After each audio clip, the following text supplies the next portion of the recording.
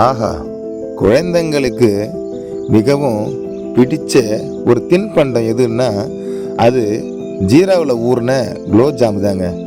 பாருங்க, அந்த குலோப்ஜாம் மாவை மிக்சடு மாவை வாங்கிட்டு வந்து நல்ல சைஸாக உருண்டை பிடிச்சி, நாங்கள் சமையலில் பயன்படுத்துகிற முறை சொல்கிறேன். உருண்டை பிடிச்சி அதை எண்ணெயில் மிதமான ஹீட்டில் அப்படியே மெதுவாக பொரிச்சு பாருங்கள், கருகாமல் பொரிச்சு எடுத்து ஜீராவில் கொட்டி ஒரு இரவு ஃபுல்லாக ஊற வைப்பாங்க.